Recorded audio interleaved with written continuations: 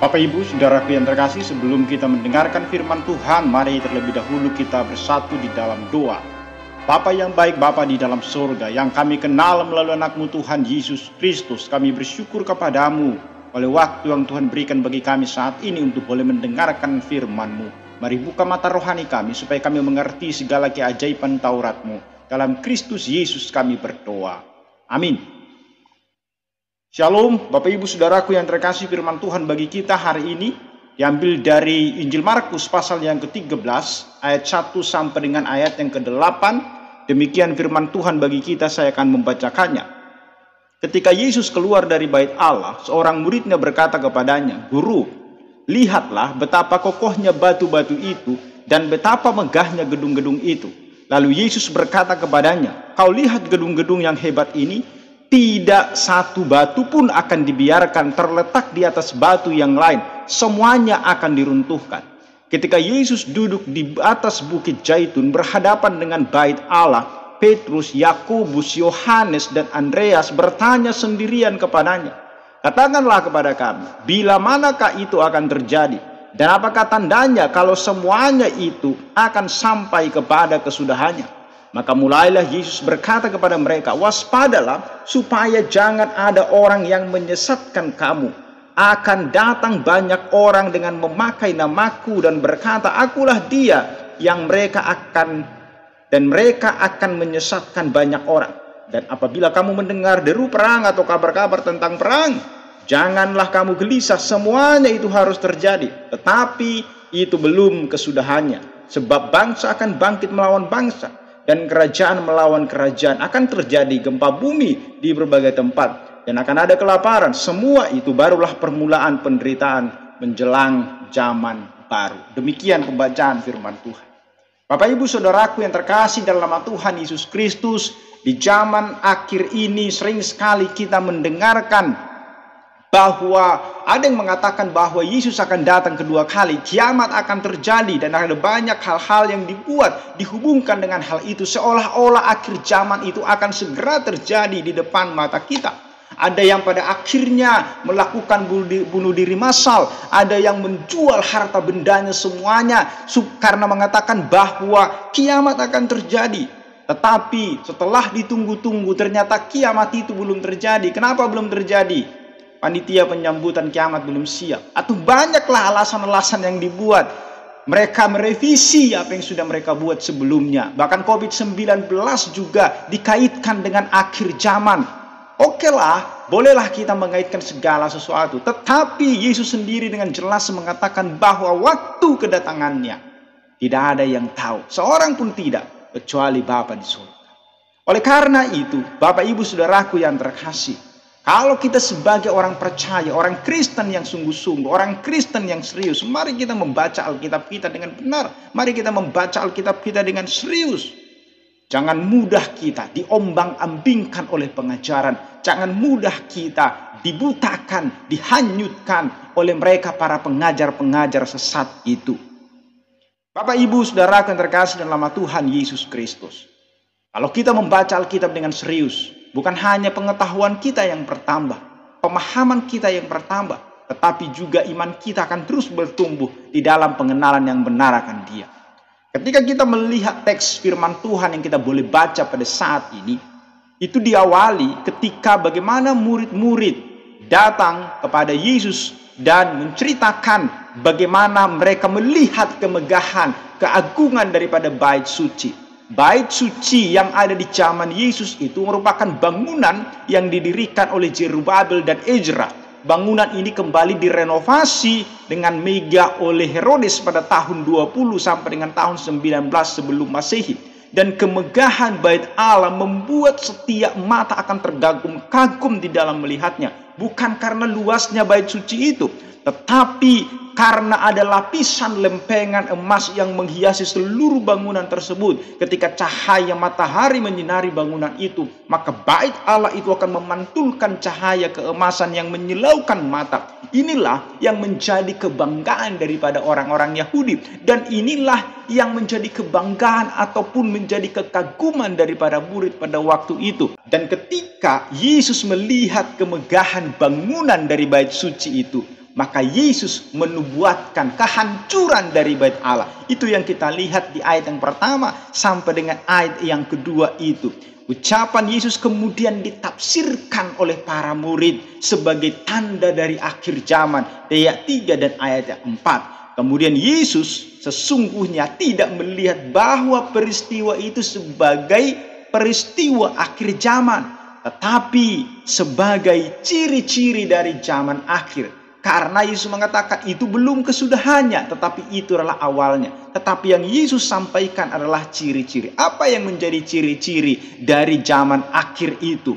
Kita lihat itu di ayat yang selanjutnya, yaitu ayatnya yang ke-5 sampai dengan ayatnya yang ke-8 yang menjadi teks bagi kita pada pasal yang ke-13 pada saat ini. Ada 3 ciri yang Yesus sebutkan di sana. Yang pertama adalah munculnya banyak penyesat yang memakai namanya dan mengaku dirinya sebagai juru selamat. Di dalam Markus 13 ayat 6 itu ditulis, akan datang banyak orang dengan memakai namaku dan berkata, akulah dia, dan mereka akan menyesatkan banyak orang. Dengan kata lain, akan muncul orang-orang yang mengaku diri sebagai Mesias atau Kristus. Tentu saja klaim itu akan dibarengi dengan kemampuan mengadakan tanda-tanda dahsyat dan berbagai mukjizat yang dilakukan. Dan kalau kita perhatikan di dalam sejarah Yahudi, fenomena dari Mesias palsu itu mencuat pada masa revolusi pada waktu itu, yaitu tahun revolusi Yahudi pada tahun 66 Masehi, di mana situasi yang ada membuat pengharapan akan kedatangan Mesias begitu besar. Ada begitu banyak orang yang mengaku sebagai Mesias dan sebagai pemimpin yang memimpin gerakan melawan pemerintahan Romawi pada masa itu. Contohnya ada seorang yang bernama Teudas mengaku mampu membelah sungai Yordan. Namun Mesias-Mesias palsu ternyata bukan hanya pada zaman dahulu. Pada tahun 1983 kalau kita masih mengingat itu, ada seorang yang bernama David Koresh mengaku mendapat wahyu sebagai orang yang terpilih untuk menyelamatkan dunia. Beberapa waktu kemudian ia malah mengaku sebagai seorang Mesias, tetapi kedoknya terbuka ketika ia tewas bersama sekitar 80 orang pengikutnya di Waco, Texas, di tengah kepungan FBI atas tuduhan kepemilikan senjata api ilegal. Dan masih banyak contoh yang kita lihat. Bahkan di Indonesia sendiri pun ada beberapa orang juga yang mengaku sebagai Mesias, sebagai Paulus yang kedua, dan banyak lagi sebutan-sebutan yang mereka sebutkan untuk menyatakan bahwa mereka lah penyelamat. Apa yang Yesus nyatakan di dalam ayat yang ke-6 itu tergenapi, bahwa dari dulu sampai sekarang pun orang masih menyebutkan itu. Dan begitu banyak ramalan mengenai hari kiamat yang membuat heboh masyarakat. Misalnya juga kita pernah mendengarkan ramalan ini di tahun 2012 yang dibuat dengan ramalan dari suku Maya yang diangkat menjadi film berjudul 2012. Namun pada kenyataannya ramalan-ramalan tentang semua akhir zaman yang disebutkan oleh mereka ternyata satu pun tidak ada yang terbukti, sehingga akhirnya tidak patut untuk kita percayai. Orang-orang Kristen khususnya seharusnya tidak percaya pada ramalan dan jangan mau disesatkan, karena Yesus sudah jelas mengatakan itu, bahwa tidak ada yang tahu selain daripada Bapa di surga. Maka dari fakta-fakta yang saya sebutkan itu tadi, jelaslah bahwa Mesias-Mesias palsu selalu muncul dari zaman ke zaman, bukan hanya ada sebelum kehancuran dari bait Allah itu. Yang kedua, ciri yang Yesus sebutkan adalah di ayat 7a dan ayat yang 8a, yaitu terjadi perang di mana-mana. Dalam Markus 13 ayat yang ke-8 mencatat, sebab bangsa akan bangkit melawan bangsa, kerajaan melawan kerajaan. Saudara-saudara, sering sekali orang menghubungkan pernyataan ini dengan peperangan antara Roma dan Partia atau perang saudara yang terjadi sesudah Kaisar Nero meninggal tahun 68 sampai 69 Masehi. Tetapi kalau kita mau kritis berpikir, bukankah sampai saat ini juga masih terjadi perang? Taliban dengan Afghanistan, Palestina dengan Israel yang sampai hari ini terus berkecamuk. Dan ada banyak lagi perang-perang yang terjadi. Jadi saya mau katakan adalah tanda yang kedua ini pun tetap terjadi dari dulu hingga sekarang ini. Dan ciri yang ketiga yang disebutkan adalah ayat yang ke-8 itu, kelaparan dan gempa bumi akan menimpa umat manusia. Yang ke-8 kita membaca, sebab bangsa akan bangkit melawan bangsa dan kerajaan melawan kerajaan. Kemudian disebutkan di sana apa? Akan terjadi gempa bumi di berbagai tempat dan akan ada kelaparan. Itu ciri yang ketiga yang Yesus sebutkan. Tetapi saya katakan adalah baik kelaparan, baik gempa bumi dari dulu sampai hari ini masih banyak terjadi. Bahkan tidak perlu kita mencari contoh di negara-negara lain. Kelaparan, gempa bumi itu di sekitar kita itu banyak kita temukan. Gempa bumi yang terus terjadi kalau masih segar di dalam ingatan kita. Pada tahun 2006 ya terjadi gempa bumi di Aceh, kemudian di Nias yang menjadikan tsunami, kemudian juga terjadi di Padang dan juga Mentawai, Bengkulu dan berbagai daerah lainnya. Ini menjadi fenomena yang umum terjadi di sekitar kita sesungguhnya. Artinya tanda ketiga ini pun dari dulu sampai sekarang masih terjadi juga. Jika semua ini terjadi, hal itu merupakan suatu permulaan kesengsaraan, datangnya zaman baru. Dan Yesus sebutkan itu apa? Yaitu langit dan bumi yang baru. Tapi Bapak Ibu Saudaraku yang terkasih, Yesus kemudian memberikan penghiburan.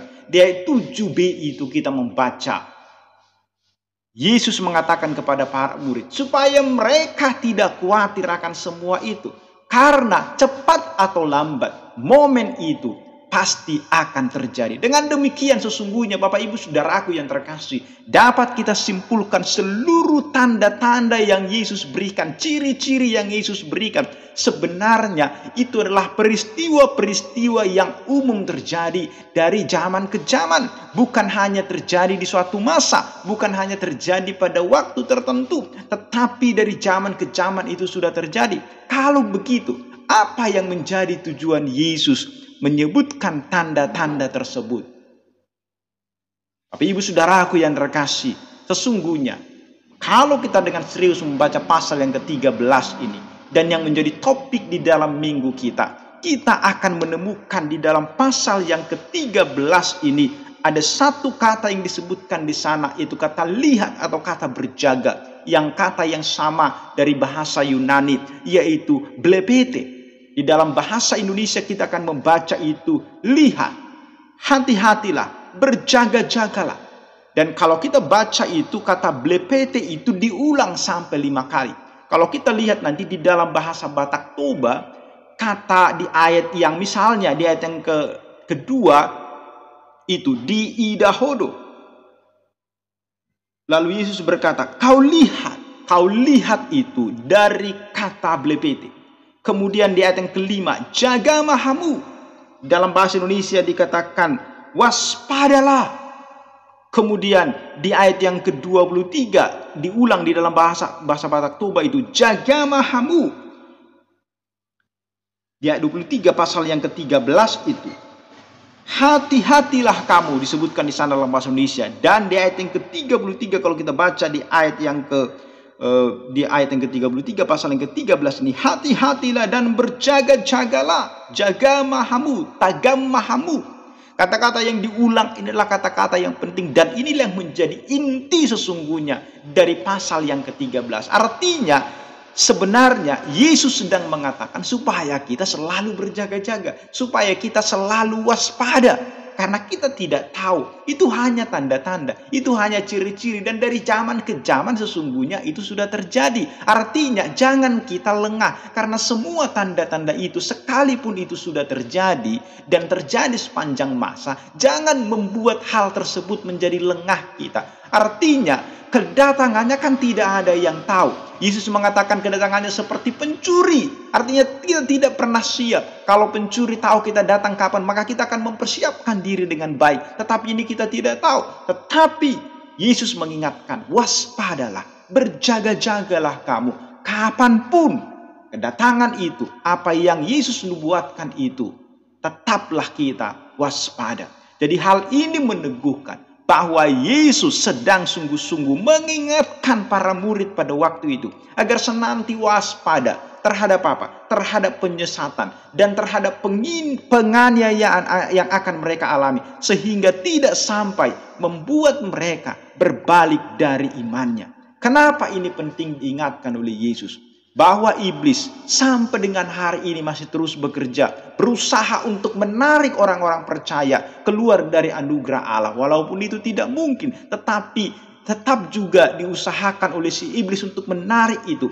Akan ada banyak pengajar-pengajar sesat yang mengatasnamakan kuasa dan kebenaran Tuhan. Dan satu hal yang harus kita pahami adalah bahwa kita harus mempertahankan iman percaya kita. Satu hal yang harus kita pertahankan bahwa Yesus Kristus adalah Tuhan, Juru Selamat, tidak ada yang lain.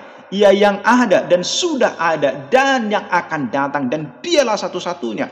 Dia tidak pernah menentukan waktunya dia datang untuk terakhir kalinya. Hanya Tuhan yang tahu itu kapan. Kita hanya berpegang teguh pada firman-Nya untuk selalu berwaspada. Waspadalah, jangan sampai dunia ini menarik kita. Ibarat naik perahu, naiklah perahu yang baik dan jangan perahu yang bocor. Sebab perahu bocor pasti akan tenggelam. Demikian juga dengan hidup kita, Bapak Ibu Saudaraku yang terkasih. Gantungkan hidup kita kepada sesuatu yang bersifat kekal dan jangan yang fana. Kalau kita menggantungkan hidup pada hal-hal yang bersifat sementara, maka semua itu pasti akan berakhir. Sebaliknya, jika kita menggantungkan hidup kita kepada sesuatu hal yang bernilai kekal, maka kita akan mendapatkan hidup yang kekal, hidup yang abadi itu. Yesus menyadarkan para murid agar hati mereka jangan terikat kepada hal-hal yang bersifat duniawi dan fana. Yesus mengatakan bahwa semuanya itu akan dihancurkan. Semuanya itu akan diruntuhkan. Tidak ada yang kekal di bumi ini. Semuanya akan berakhir saat datangnya langit dan bumi yang baru itu. Kemudian Allah berkata, "Akulah Alfa dan Omega." Artinya hanya Tuhanlah yang kekal, yang layak menjadi pegangan hidup kita kalau kita mau mendapatkan hidup yang abadi itu. Bapak Ibu Saudaraku yang terkasih, sebagai penutup bagi kita mungkin pernah mendengarkan ada yang mengatakan bahwa semewah apapun mobil yang kita miliki saat ini, pada akhirnya mobil jenazah yang akan mengantarkan akhir hidup kita di dunia. Semewah apapun rumah yang kita nikmati pada saat ini, pada akhirnya peti mati adalah tempat terakhir untuk tubuh kita beristirahat selamanya. Ungkapan ini mengajak kita untuk tidak mengejar kepenaan daripada dunia ini, melainkan kejarlah nilai kekekalan. Harta tak perlu menjadi tujuan utama di dalam hidup kita, melainkan sarana untuk berbuat sesuatu yang memiliki nilai kekal, nilai abadi di mata Allah. Janganlah kita terlena dengan kekayaan. Peganglah sabda Tuhan sekuat tenaga, agar firman-Nya dapat meluputkan jiwa kita dari maut dan penghakiman Allah saat Yesus datang kembali. Waspadalah terhadap segala sesuatu yang bukan datangnya dari Tuhan. Karena mungkin saja itu akan membuat kita, menjauhkan kita dari anugerah Allah. Biarlah firman Tuhan ini meneguhkan, menguatkan kita semua. Amin, kita berdoa. Bapa di dalam surga, segala kemuliaan bagimu. Firman-Mu hari ini mengingatkan kami, meneguhkan kami, supaya kami tetap waspada dan kami bergantung penuh kepada Tuhan kami yang kekal itu. Terima kasih Bapa atas firman-Mu. Berkatilah kami semua yang boleh mendengarkan. Berkati hamba-Mu yang boleh menyampaikan. Dalam Kristus Yesus kami bersyukur dan berdoa kepadamu. Amin.